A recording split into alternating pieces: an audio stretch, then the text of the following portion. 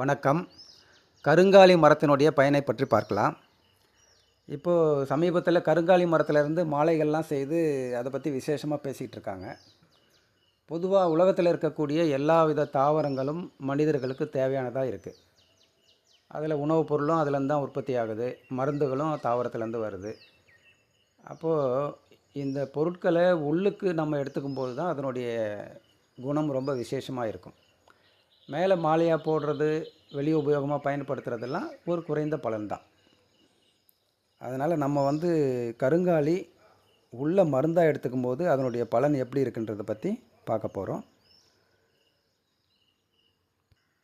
கருங்காலி மரத்தினுடைய முழு பகுதியும் பயனுள்ளதாக இருக்குது. வேர், மரத்தினுடைய கட்டை, அந்த பட்டை, அதிலேருந்து வரக்கூடிய பிசின் எல்லாமே மருந்தாக பயன்படுது.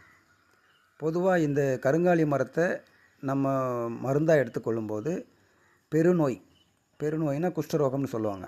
அந்த பெருநோய், அழல் குன்மம், அதாவது பித்தத்தால் உடம்பு பாதிக்கப்படுறது, அதிக உஷ்ணம், வயிற்று நோய்கள், பெருவயிறு, அப்புறம் வயிற்று புழு நோய்கள், இரத்த குறைவால் வரக்கூடிய திமிர்வாதம், அப்புறம் சுகர், நீரிழிவு நோய், இதெல்லாம் கருங்காலியில் போகுது.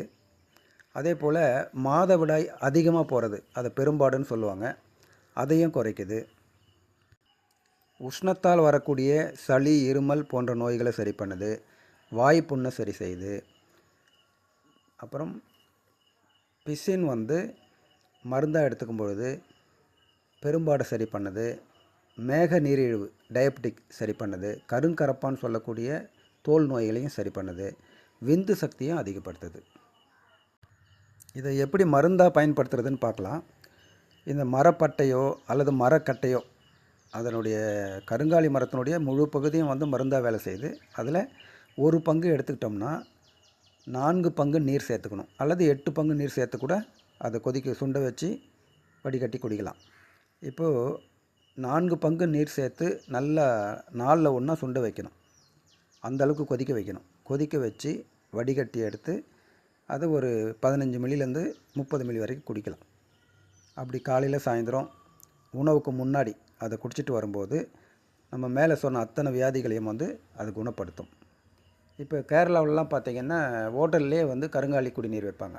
அதை சாதாரணமாக ரொம்ப அதிகமாக சுண்டு வைக்கிறதில்ல, நல்லா கொதிக்க வச்சுட்டு அந்த தண்ணியை குடிக்கிற தண்ணி மாதிரி எல்லாருக்கும் கொடுப்பாங்க. அந்த குடிக்கிற தண்ணிக்கு பதிலாக இந்த கருங்காலி குடிநீர் கொடுப்பாங்க, அல்லது சீரக தண்ணி கொடுப்பாங்க. அதை அவங்க வழக்கமாகவே வச்சுருக்காங்க, அவங்க அதிகமாக பயன்படுத்துகிறாங்க. இப்போ அந்த கருங்காலி கொதிக்க வச்ச தண்ணியை குடிக்கும்போது அதிகமான உஷ்ணம், பித்தம்லாம் குறையும்.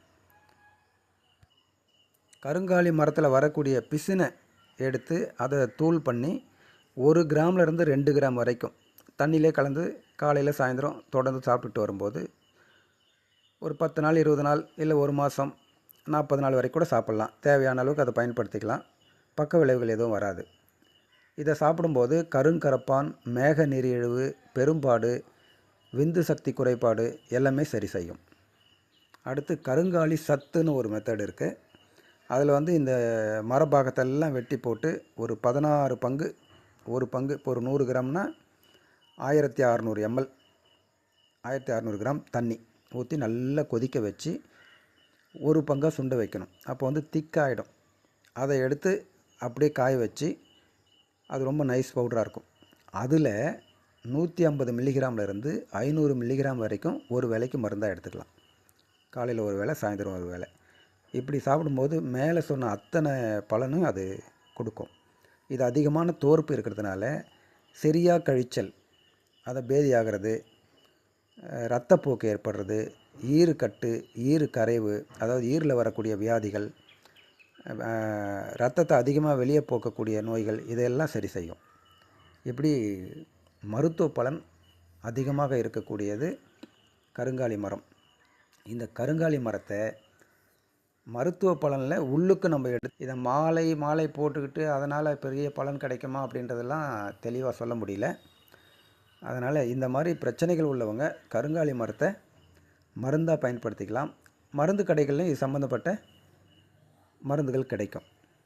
அதனால் மாலையை பற்றி என்கிட்ட கேட்டாங்க, இந்த மாலையினுடைய பலன் பற்றி சொல்லுங்கன்னு. இவ்வளோ காலம் அதை பற்றி யாரும் பெரியவங்க எதுவுமே சொல்லலை. இப்போ திடீர்னு வந்து கருங்காலி மாலைன்ட்டு போயிட்டுருக்கு. அதனால் உங்களுக்கு எல்லாம் தெளிவாக சொல்லியாச்சு. எதை எப்படி பயன்படுத்தணுமோ அப்படி பயன்படுத்திக்க. நன்றி, வணக்கம்.